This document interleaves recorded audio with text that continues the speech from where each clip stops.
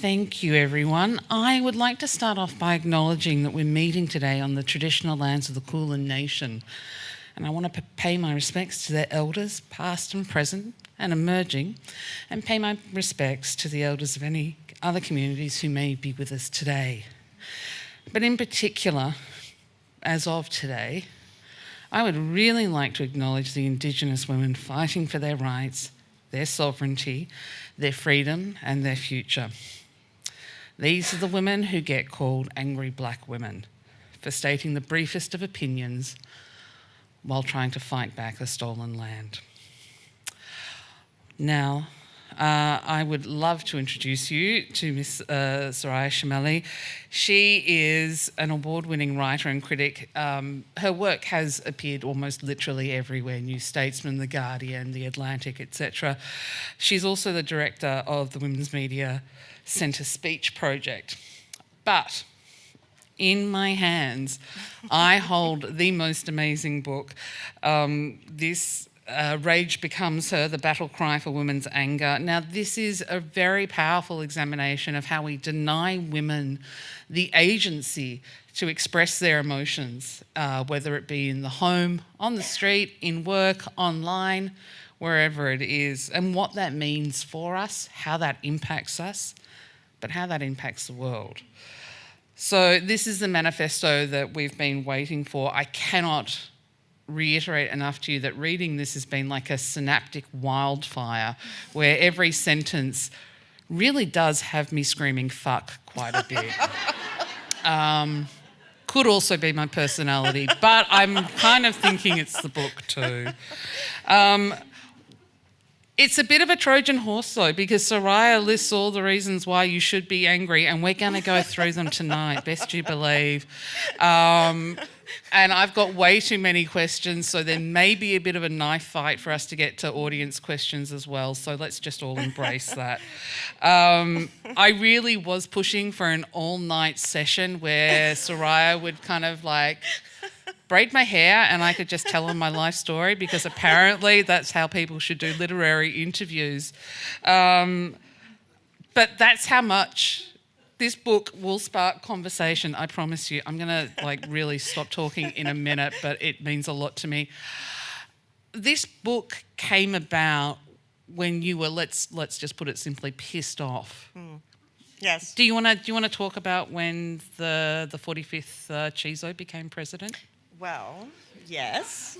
I was quite literally pissed off for many years. And then our presidential election happened. And I was not alone in being angry.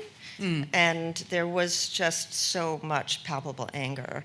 And there was this despair and fear and sadness right after the election that people felt. And I thought, that's all recognizable because women express fear and sadness, but they're really angry. And why is it not okay for them to be angry at the tragedy of where we are? And so I took a proposal that I had and recast it through this filter of whose anger has legitimacy, what it looks like when it's recognized, and what it means to be socially constructed in a way that impedes us. And you've kind of found through staggering amount of research in there that there is this social conditioning to deny the authenticity or legitimacy of women's rage almost from cradle to grave, every milestone. Right. It's true. And if you think of the flashpoints of our lives, the times when women's anger is particularly trivialized or dismissed, so adolescence, for example, or menopause, those are major life stage changes that bring with them changes in so many dimensions of our lives, our relationships to other people, our relationships in sense of our own bodies and our roles in society. There are many reasons to feel frustration and anger, and yet that's when we're most likely to hear, oh, you're so hormonal, or you've lost your mind, instead of a legitimate consideration of what it means to move through life in a body that is changing in these ways. There was something really, it's been one of the few books that I've read where I was just singing, because you tackle through a feminist lens chronic pain.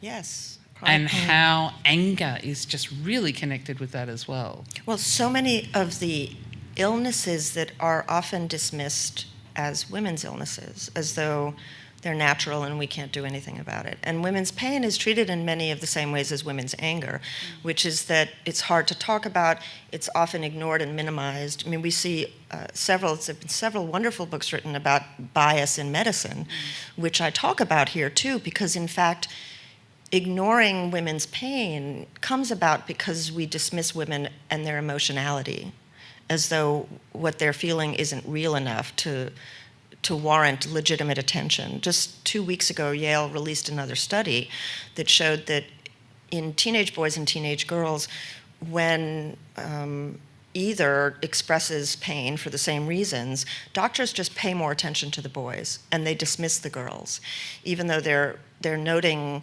either the same illnesses or the same levels of pain.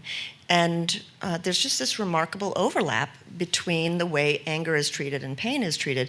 But when we don't acknowledge the anger, when we divert it or suppress it, or we ourselves minimize it, it does become material in our bodies. And we can't actually manage the pain that we feel. And one of the most interesting studies I found was that acknowledging anger, actually writing down your feelings of anger, makes meaning of the anger, and reduces pain, reduces the experience of pain. You were also in the book, you make some really wonderful connections too between delegitimizing a woman's emotions or their anger specifically, and then rolling on effects for psychological harm.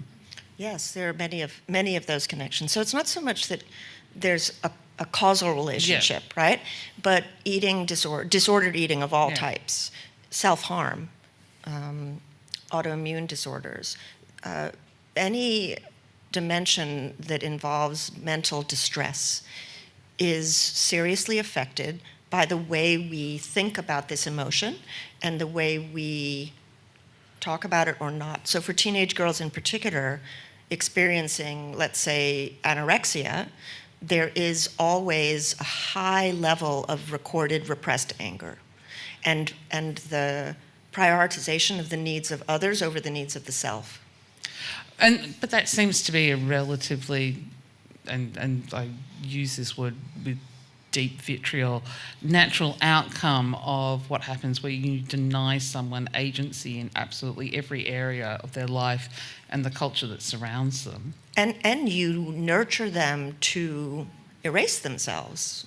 You nurture them to see themselves first and foremost through the eyes of others. Mm-hmm. So self-objectifying quality to femininity, because we do tend to tell girls socially that it is their role to nurture others, to please others, to put them at ease, not to be difficult, not to make their own demands. And that starts really early. I mean, these studies really show the degree to which socialization is so gendered, and boys learn to express agency and control over their environments in their toys, in their words, in their play, whereas girls are held closer and also expected to smile more, use their nice voices, wait their turn to speak, follow the rules.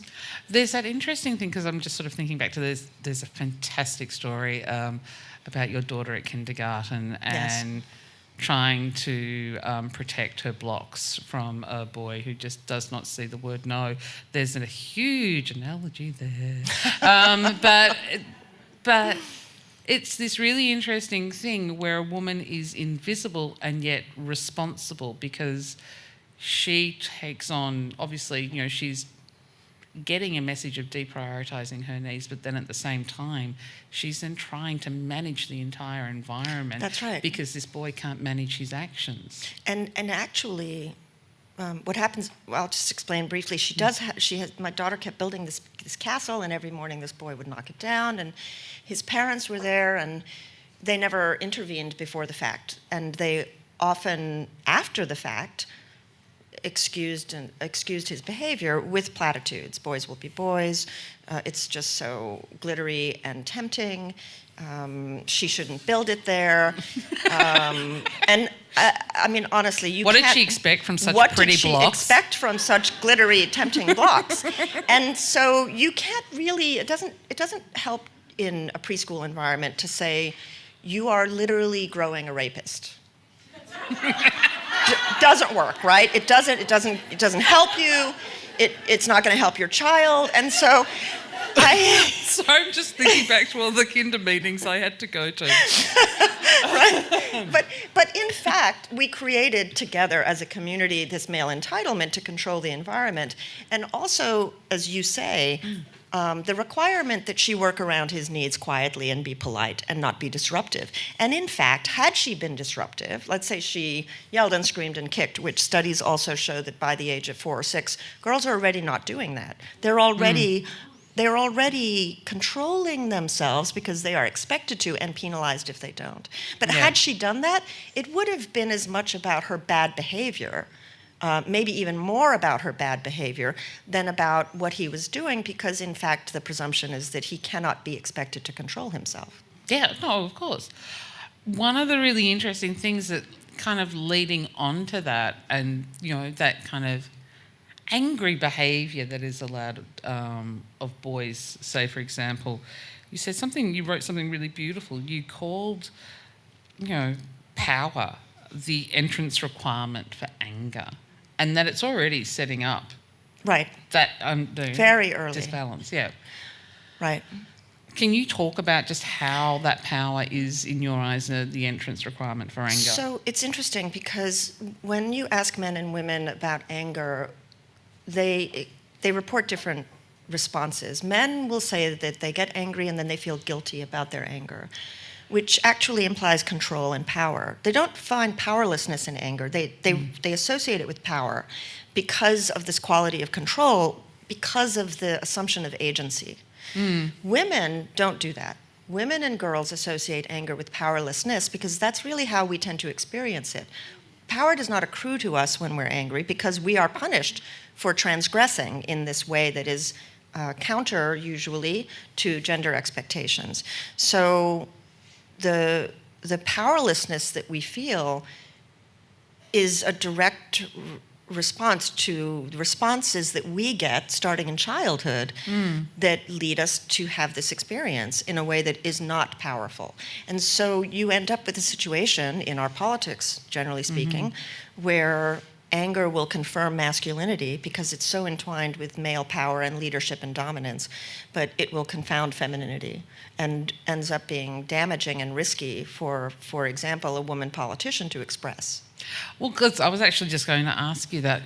When we think about the last, say, for example, the last US election, and you have Trump, but even Sanders to Both a of degree. them. I mean, they're both cranks in search of a rubbish bin to sit in many respects. They are. Yeah, they look a little unhinged and very messy, and there's the flyaway hair. But that's, it's gorgeous. And the fist pounding. Yeah. Oh, that's all meant to be, I can shout at people. That's passion, etc. But say, Hillary do that. Right. Well, she can't, right? And that's... She had to stand on a stage and argue for her candidacy while the bloated one just sort of stalked her. That's right. And wasn't allowed to actually say, step out. Step back. And it's interesting, too, because both Sanders and Trump could leverage populist rage because it confirmed this ideal of a male politician. And she couldn't. And for that, she's often called cold and inauthentic. But that is the classic double bind that women encounter. You have to walk such a narrow line of emotional expression because we are given the realm of emotionality and then it's flipped against us. And if we display it, so if you think of, in our case, Kavanaugh and Christine Blasey Ford, if we display it, there's no assumption of rationality at our core. Well, there is a loophole, though, you have mentioned. Yes, there is a loophole. So, for example, with Sarah Palin. Yes, good mothers. If you confirm the gender expectations, if you act as a mama bear, that's all fine because you actually are doing what people expect women to do. We can be angry as mothers, but we can't be angry about the demands of motherhood. Right? We can't. I mean, honestly, this is a ridiculous situation, right? If we're tired or stressed, we say we're tired and stressed when 90% of the time I would bet we're angry. We're just angry. Like, how many times do women say, I'm really stressed, instead of articulating what is stressing them out, which is not enough time, not enough sleep, not enough help, not enough care, not enough social support, not enough political recognition of what it means to be a citizen and a person in this situation. Yeah. There's so much to unpack there that I think that's almost like a separate frickin' event. I did make it a separate chapter. Why couldn't we do the 24 hours? I do want to go back to women as leaders, though, and I want to talk about just two very specific leaders at the moment who I can see in the US who are, for example, trying very hard to get that balance of avoiding the inauthentic charge, but also trying to assert themselves. It's not going well, but it's still at the same time. So I was just sort of thinking about Alexandria Ocasio-Cortez, Yes, Cortez. The grand AOC. She's presented as angry by the conservative right. Open-mouthed all the time. Yeah, and, lots of, conspiracy theories, etc. And yet when you watch her in committee meetings, yes, she's asking hard questions, but at the same time, she's trying ever so hard to be likeable. And composed. She's often just looks extremely composed. And she's almost like, and then at the same time, you'll see someone at the same committee meeting, obviously, often a Republican, and they're throwing around props and they're, yelling insults. It seems to be like no matter what women do. Well, it's hard. I mean, there's really no easy solution. And in addition to which, she's a woman of color. So if you think of Maxine Waters, a black woman, right?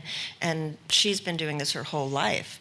And there are these stereotypes, because we've been talking about women in a generalized way, but in fact, it's never the case. It's always intersectional. And so you have these stereotypes of angry black women or hot, sexy, spicy Latinas or sad Asian girls. And, if you're a white woman, you're just crazy. Like, you're crazy. But all of the stereotypes serve the same function, which is to mock and trivialize and silence. All of it is a bait and switch, away from saying, well, what is this person saying? And why should we be treating it seriously? Why should we give them any authority? Why should we give them any authority, credibility, legitimacy, resources? And yet, apparently, like, say, for example, over in America, record numbers of women are going to be standing for office in the next 18 months because or they're thereabout. mad. It's an interesting one when you say, look at the last election and you see, let's talk about intersectionality. Not record numbers of white women, but, the same amount of white women voted Conservative as they always did.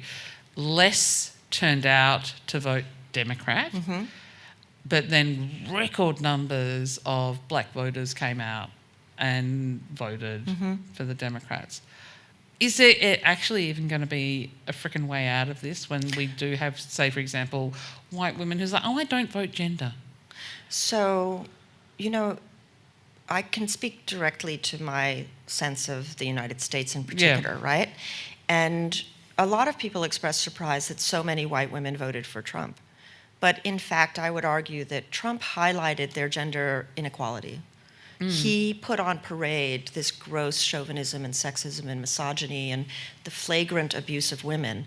And in highlighting that, and in actually making it a source of conversation in the intimacy of the home, often homes where angry older white men expressed sentiments that were similar to Trump's, it seems to me that leveraging racial supremacy, which is what they did with that vote, offsets the feelings of gender inequality.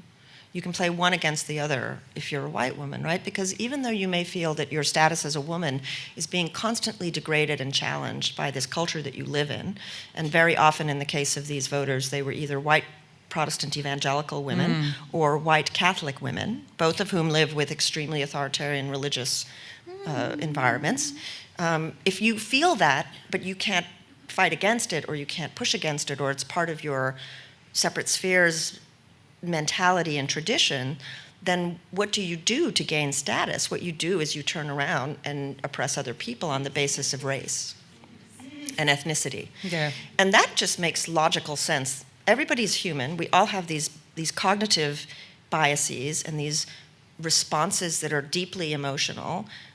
But that's why it's laughable to really think that there's a personal space and a political space, right? That division really doesn't, it's incoherent.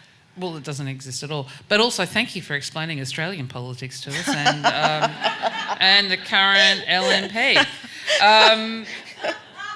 You referenced religion, which is super hot topic at the moment. Ex-Catholic can never be ex-Catholic. Yes. Yeah. Speaking as someone who had the fun job of setting up a petition to get rid of George Pell's Order of Australia recently, and Yay! if I'm fishing, I'm going to throw out better bait. Okay, it's all right. But this is the thing. The Catholicism is very much a tribal kind of thing, and it is that sort of when you think about who are our feminine role models. We don't have Carly, we don't have Hera not putting up with bullshit. No, we have Mary, lovely lady, but everything about her is literally a selfless vessel. Oh, porous, sacrificial, virginal, no matter what. Yes. Just thinking, the whole concept of thinking particularly about women who have been abused within the clergy and all that sort of thing. So often when they do try and get advice or protection, they're told to forgive. Yes, I'm not big on forgiveness. Well, I can imagine why. No, why not? Yes, and I agree with you though, because the constant refrain is be a better person. Where just be patient, be kind, be more empathetic, and if you're not ready to forgive, you shouldn't forgive. People have to be held accountable, and to be forgiven, they should actually apologize and change their behavior. There is that cute idea for the Catholic Church. Yes, I know, right? With the recent discussion, or the recent, guilty charge from George Pell, you've mentioned in the book, now this is one that we really actually need to be a little bit nuanced and sensitive with how we discuss this, because it might sound one way, it's really not. We just need to discuss that kind of sliding scale and what it means for women. You mentioned that it's much harder for people to ignore allegations of rape when they involve children, but particularly boys, or involve men as victims. And that is, though that mirrors something that we've seen in a current event where, there was a guilty conviction applied. It was one that was against a male who had abused boys.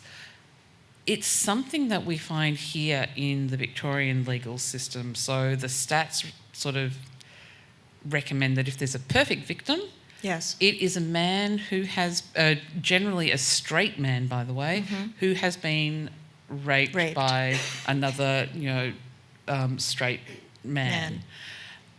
There is no consideration in there for women. There is, in this whole idea, a woman could never be a perfect victim. Is that, you mean in the legal sense?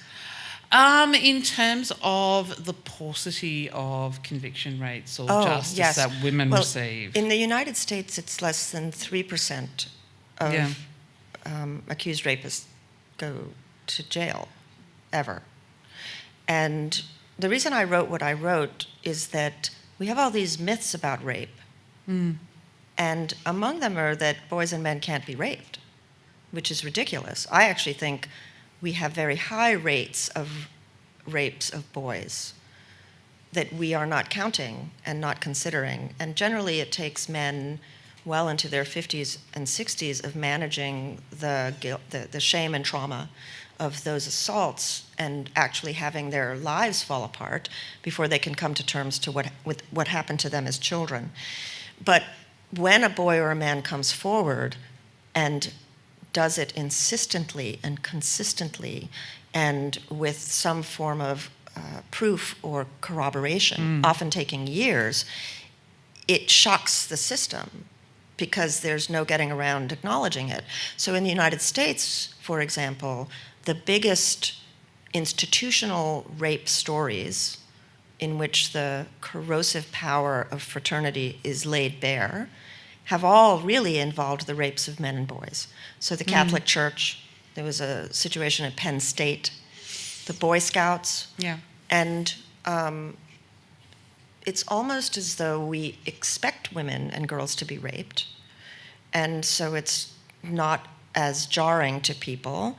And also, I think in all of those situations, the abuses of boys is such a clear function of power and the abuse of power. And we don't think of rape that way.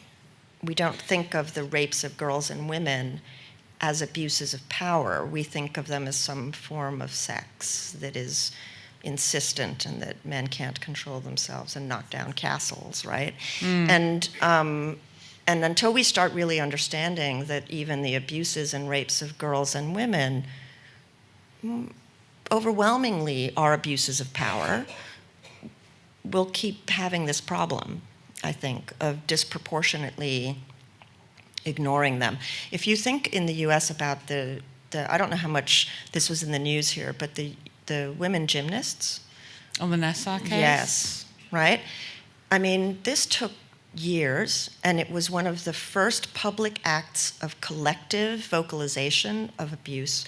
The judge made her courtroom available because she knows that it takes the voices of dozens, if not hundreds, of women to tell one coherent story. And the legal system, of course, is not set up for that. The legal system decontextualizes serial abuse and rape. It isolates a victim, and it denies the greater abuses of power that lead to these kinds of institutional harms. God, yes, sorry. That just actually took me back just for a moment. I think there's something, and I'll be here for hugs after the session.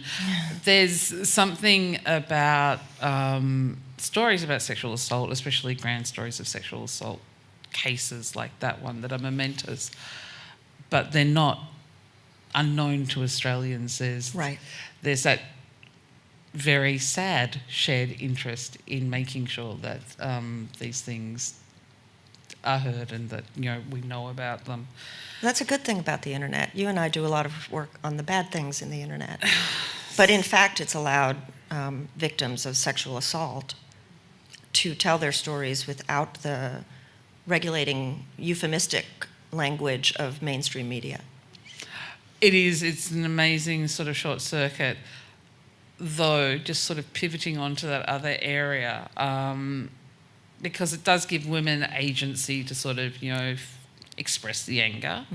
And, when you think about some areas, to publicly shame or seek redress to certain things.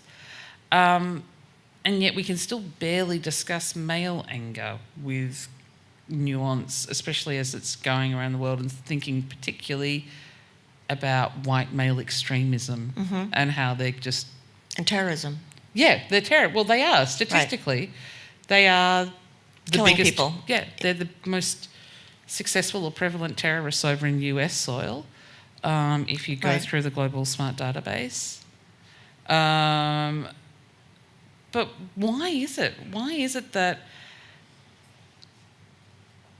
we have this thing about, white male extremism when they are politically, legally, financially, socially the most fated, prioritised group in the world, and yet we're being told that they're all Nazis now because they feel ignored. Well, I mean, I think it's just the raw threat of the loss of power. I think we're just seeing power. I don't. I mean, I think at an individual level, there's fear and real identity threat.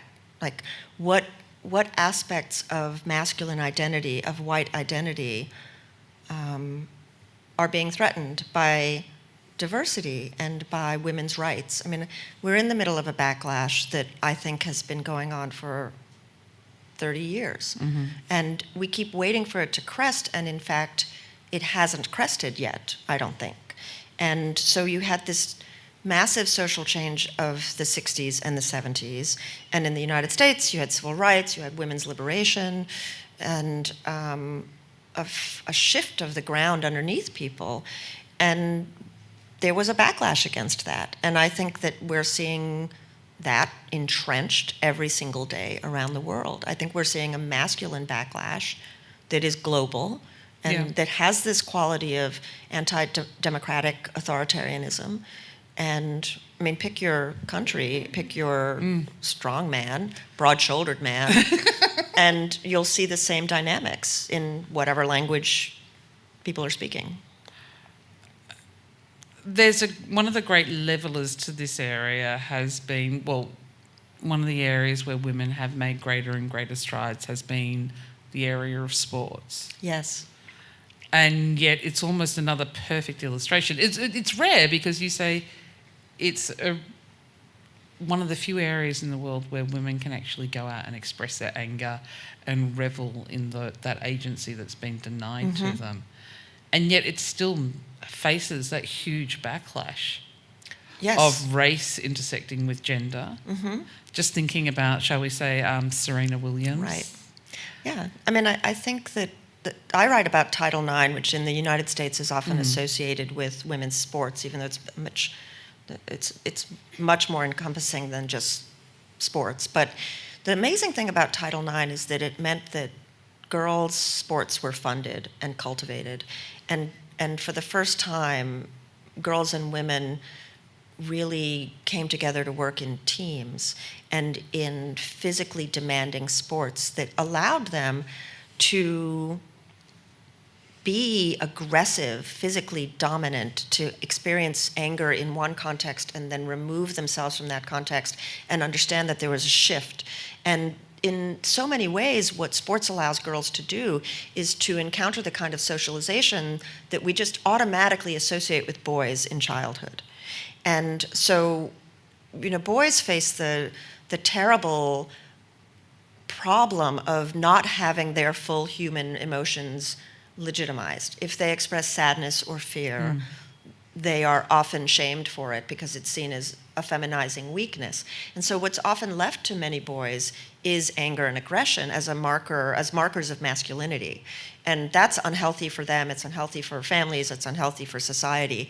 But in fact, we now have 2 generations of women in the United States who have participated in team sports, who have collaborated with groups of women, who have regulated aggression. And I think we see that in our politics. I mean, a woman like Ocasio-Cortez is completely at ease with certainly the social media and self-expression, but also with confrontation and with challenges and with aggression. I mean, I think she's perceived, particularly on the right, as angry and aggressive because she's actually just acting politically in ways that men have always been encouraged to act in.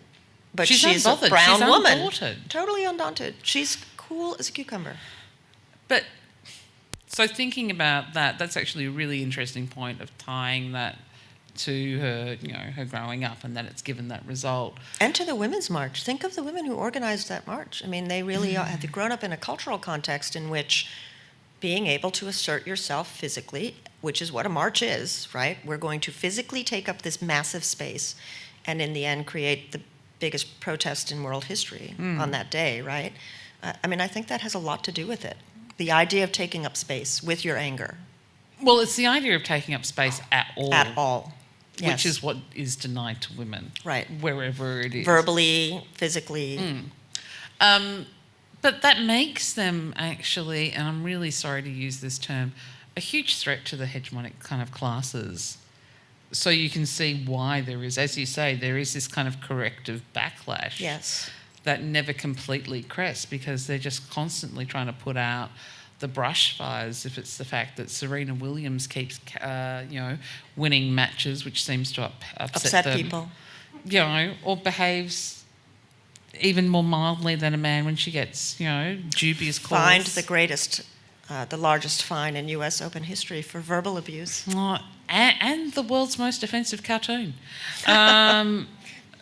But there is this, it is, as you say, it's this backlash to prevent them from doing the worst thing of all, which is taking up space and not apologising for it. And demanding accountability. I think this is the issue, right? Yes. Like, in fact, and this is something very personal, we kind of expect women to take care of their problems on their own, but to then take care of many of the problems of the people around them, which is why we experience a lot higher levels of vicarious stress. Yeah.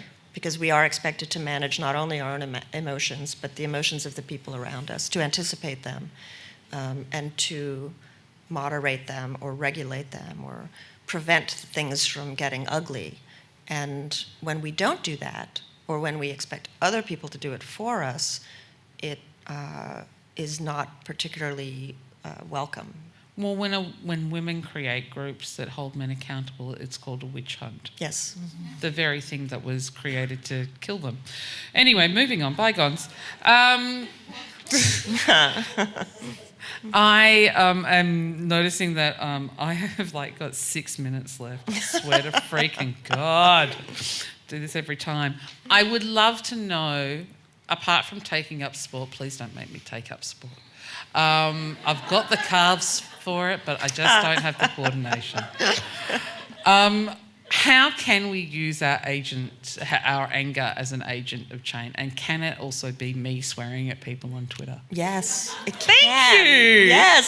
Yes. You can't cede the free speech fight to retrograde people. So the first thing that I really wanted to try and do with this book was talk about the diversity of anger expression that we never talk about. We essentially focused on culturally on the most negative aspects of anger and associate anger, for example, with contempt and fear and disgust. And so, for example, on the right in the US, there's a lot of contempt and fear and disgust. And I would say that's an anger of resentment. It's Make America Great Again, because you're looking back at a time when privileges and entitlements went largely unchallenged. And that's all also anger. Before our election, the most angry people in the country, the people who recorded the highest levels of anger, were conservative white women. And after the election, it was liberal white women. And so as a liberal angry woman, I would say that one is the anger of resentment, that we recognize, right? We know that there is this contempt in the culture, particularly contempt for women or immigrants or Muslims or whoever is being othered and threatened or is considered threatening. But I think that we need to recognize the anger of compassion and hope and social justice and creativity and joy. I mean, the anger that I see very often is bringing communities together is fueling creativity. It is fueling political action. It fueled the midterm elections. It brought in the most diverse Congress that we've ever had. And we need to legitimately say that is anger too. And we need to think of the anger that goes into the creativity of art and music and fighting for people's dignity. Because I don't think there are any social movements that don't begin with the feeling of anger that comes from experiencing threat or indignity or harm, and the information that comes with that anger that needs to be validated in the society. And then leads to positive change. The interesting thing is, and I don't think I'm saying anything that people here would, call a shocker, but progressives and, you sort of left-wing types, for example, they do historically have a distrust of establishments or organisations. Institutions. Yes, there we go.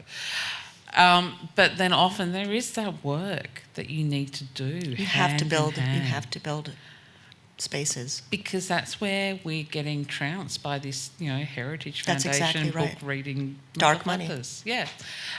How would a progressive or a leftist person, what are the things that we actually need to learn about to get into that? So, it's interesting because I think that for progressive people, particularly if they are parents, we need to be taking over schools and school boards and thinking about what children are learning in these schools, because conservatives have been doing that for decades.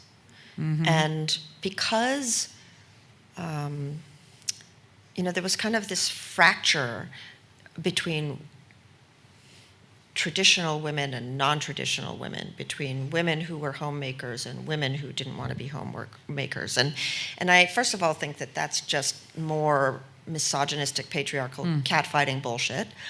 And I think that there's nothing incompatible about being a parent and clearly working, because most parents have to work, and also caring about your child's education and nurturing spaces. There's nothing incompatible about being a feminist and a nurturer, whether you're a man or a woman, right? Parenting is a political act. You're imparting social and cultural views. Yes, and we don't think overtly about parenting as activist or parenting as activism.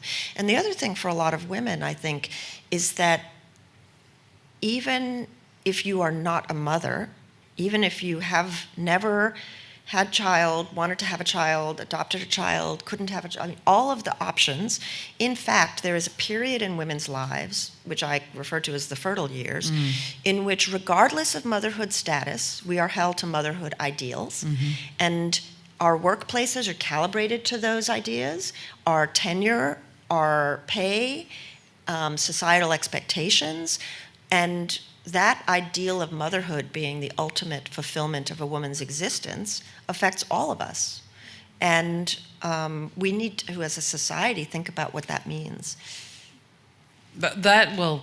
Yes. I'm actually writing about that at the moment, but can I just say, if you're looking for a good book, Adrienne Rich of Woman Born, give it a red hot go.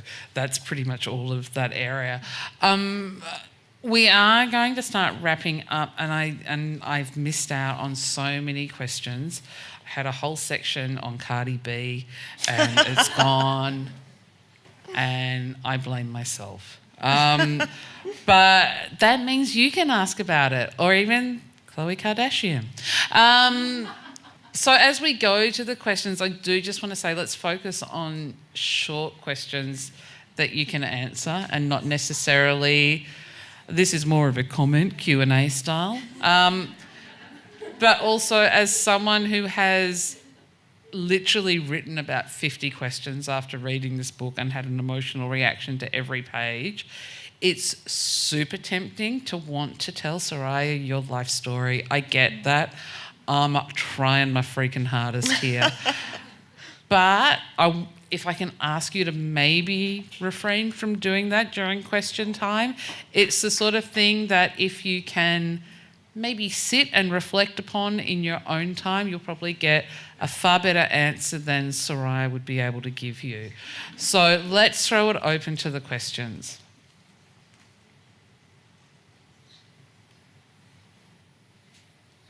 Sorry, I'm just looking around. This is a rather pointed question. Yes. But do you consider your book a bit US-centric? I do.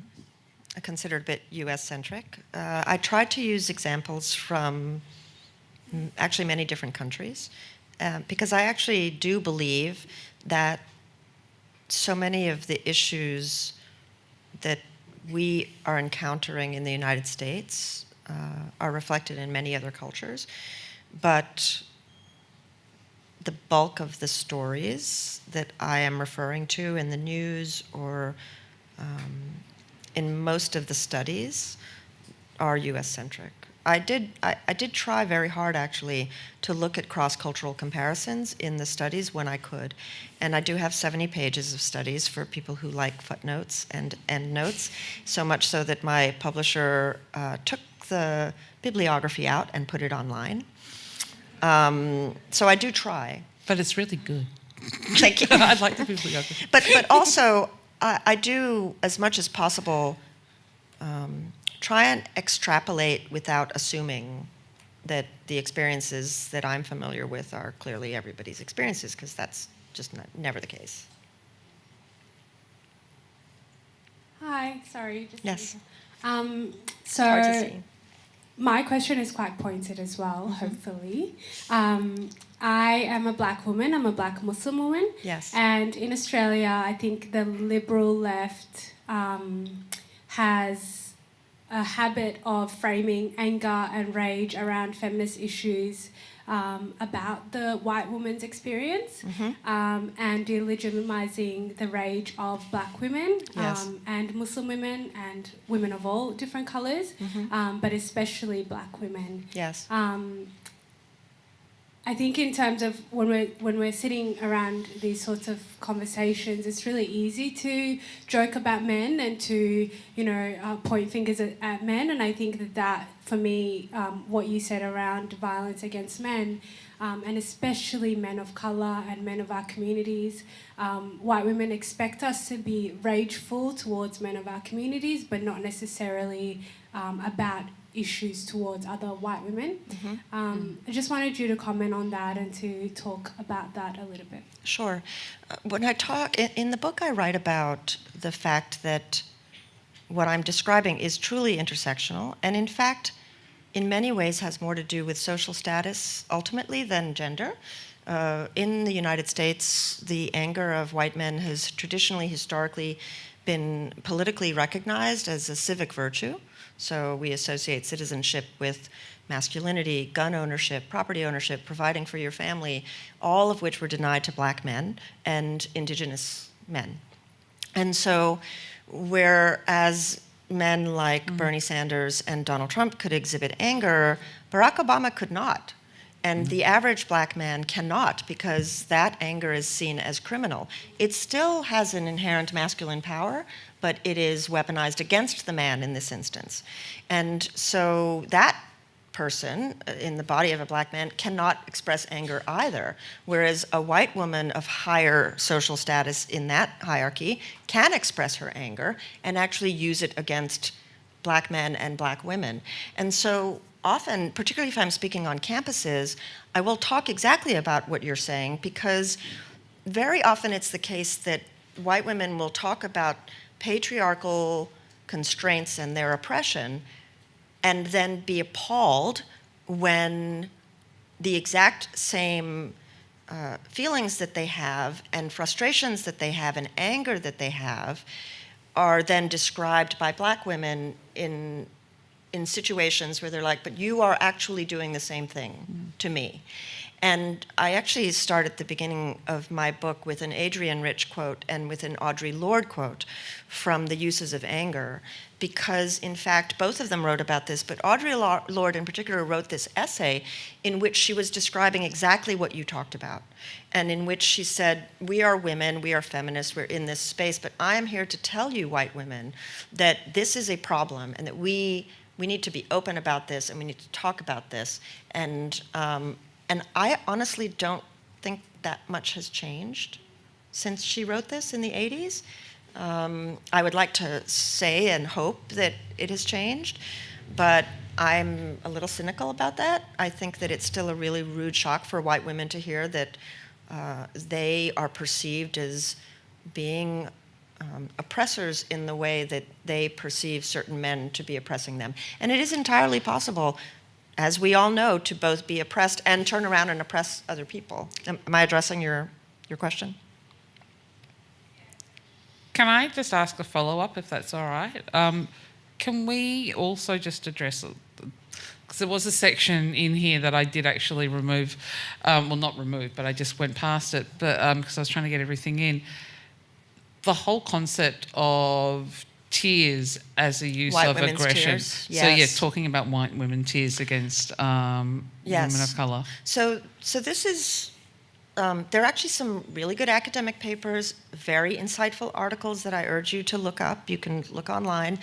But this idea, and this is, I don't know if this is true here. It is absolutely the case in the United States that the ideal femininity in the United States historically has always been the femininity of the vulnerable, innocent white woman in need of strong masculine protection.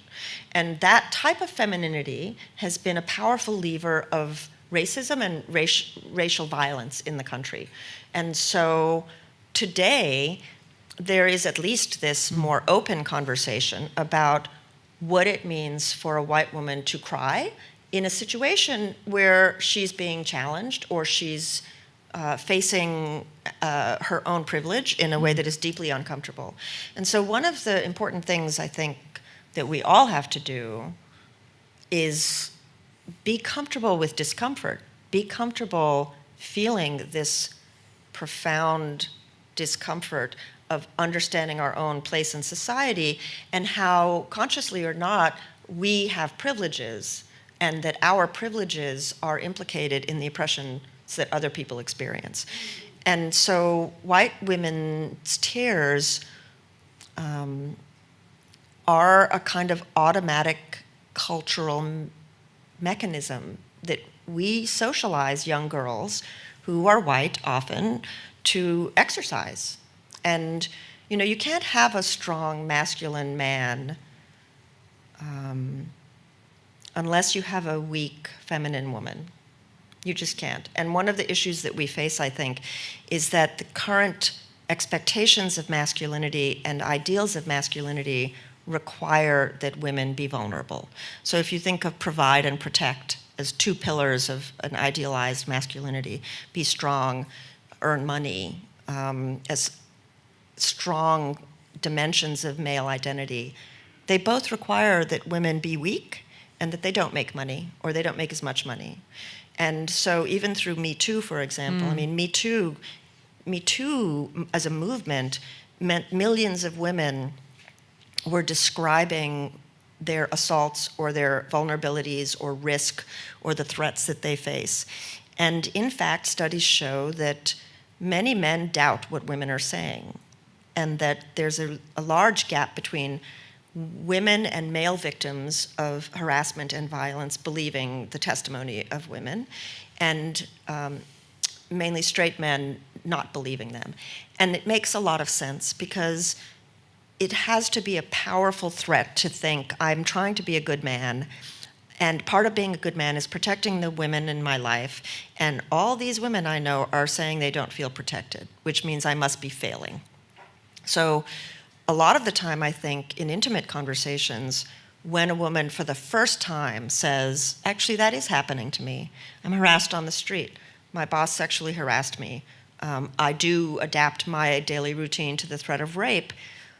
Nobody is that interested in hearing that because, in fact, that ideal of protecting women is an impossible one. It would require men to follow all the women they know everywhere all the time.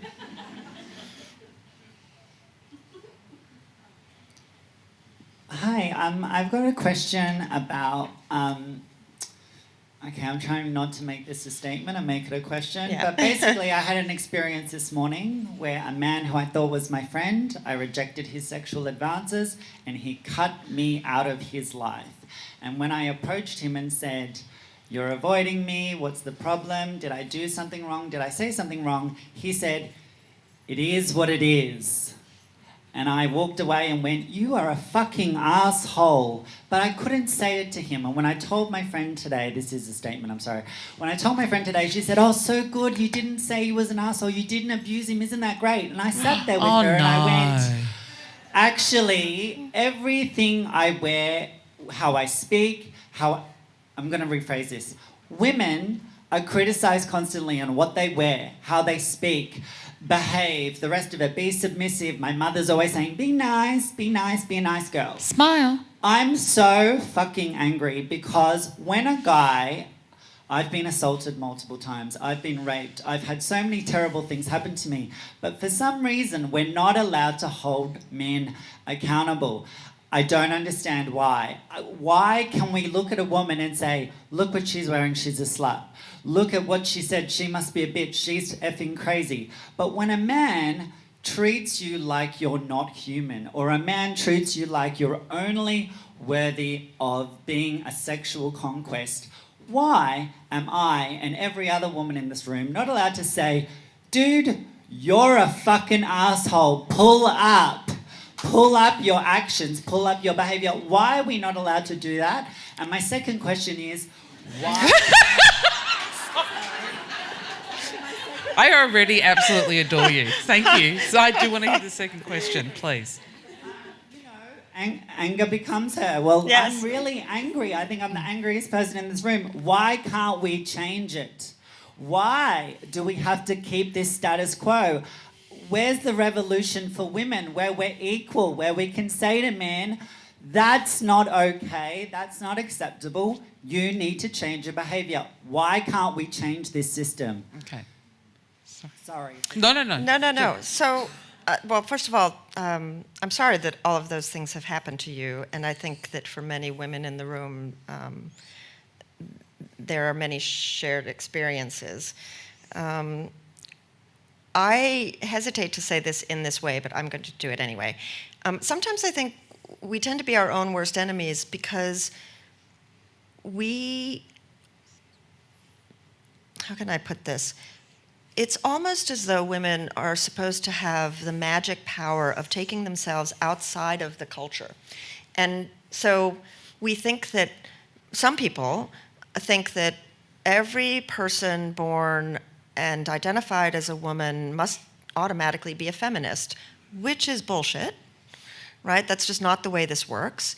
And we grow up in the culture and we learn to function in the culture, and we're rewarded or punished for being certain ways. And one of the issues to me, and I write this very clearly in the book, is that we learn that anger is a risk because we're often punished for expressing it as children, or we're mocked or not taken seriously, and so we learn to expect mockery. But we also learn that anger is going to break our relationships, and that we are the holders of relationships. And that is a very powerful social lesson associated deeply with our identities and with femininity. And I don't think that that's the risk. I think the risk is that we learn when we're angry whether or not we're important to the people around us.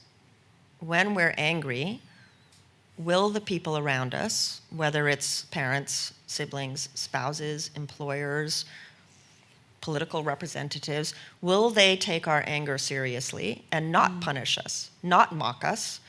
And that's the risk. And that's hard because you have to be willing at that point to walk away. You have to be willing to not be likable. You have to be willing to speak hard truths and deal with the consequences. And those consequences may be very difficult, may be really disruptive to your family life. I mean, how many people do you know, men and women, but often women, are the people who in families are responsible for keeping everyone together, making sure that things are calm and not constantly fueled by friction. And believe me, I know that there are many angry, explosive women, many abusive, physically, like people, women who are, they do not have a problem expressing violent physical anger. But that also is a very bad expression of anger. It's not actually anger competence. What I talk about in the book is anger competence, which is not suppressing it and not leading to this expressive violence. It is actually stopping and considering, what is this anger telling me? What does it mean? What do I want to accomplish or change? What is this feeling driving me to consider or to do? Usually it's telling you that there's something wrong in a relationship or in a situation, and that you have to decide whether to change it or not. And I just don't think that we socialize children, girls, to think that they have the power to do that. And in fact, many don't, because they are penalized for doing it. They definitely are. Look, we'll take one more question, and then after that, it will be a book signing time. Thank you.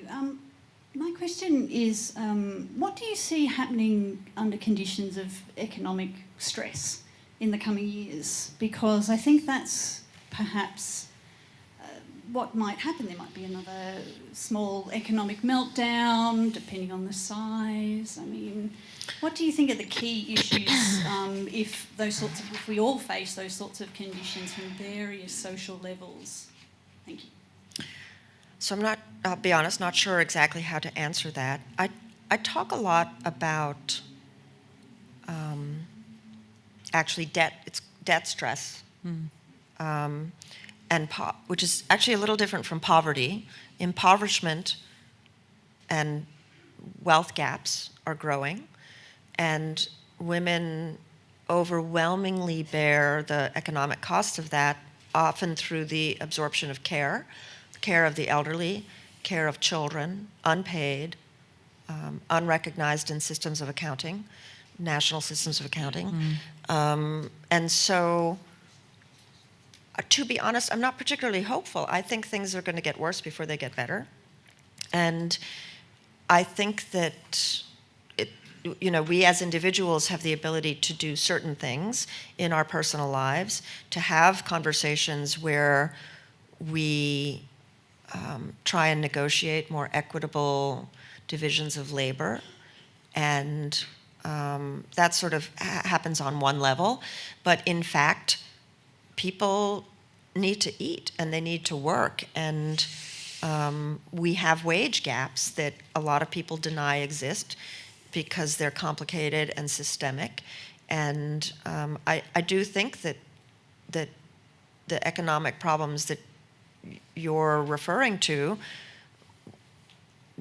will be very difficult at virtually every level. And in fact, for the purposes of this conversation, generate a lot of poor health outcomes and a lot of anger and rage. And I think at least understanding how not to have that rage turn in on yourself is very important. One of the reasons I wrote the book was because so many women I know, because they were not openly acknowledging their frustration and anger, were getting sick. Every single time I talk to women, what I hear the most is, I'm really tired. I'm so tired, and or I feel pain, or I can't get rid of my headaches, and I need help. But it's interesting because we have a double standard, and the double standard is profound. It is really this, and it's also, I think, compounded by sort of the neoliberalism of the era that we're in, which is that, well, why don't you engage in some self-help? If you're really not feeling so great, if you're struggling and you're tired and frustrated, why don't you get a pedicure?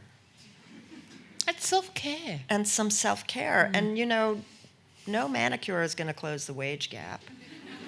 It's just not going to do that. It's not going to spark joy. Not going to spark joy. That's right.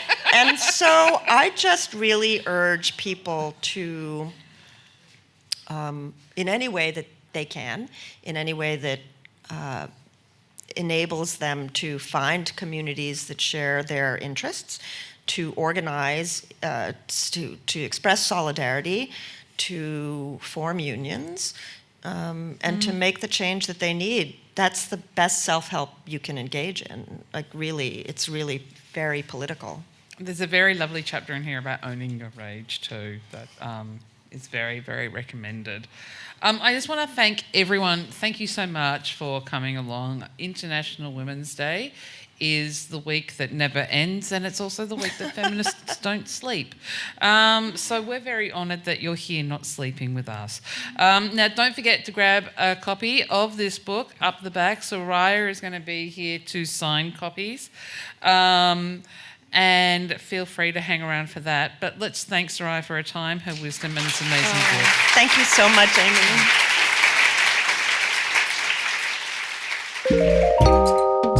Visit wheelercentre.com for the best in books, writing and ideas from Melbourne, Australia and the world.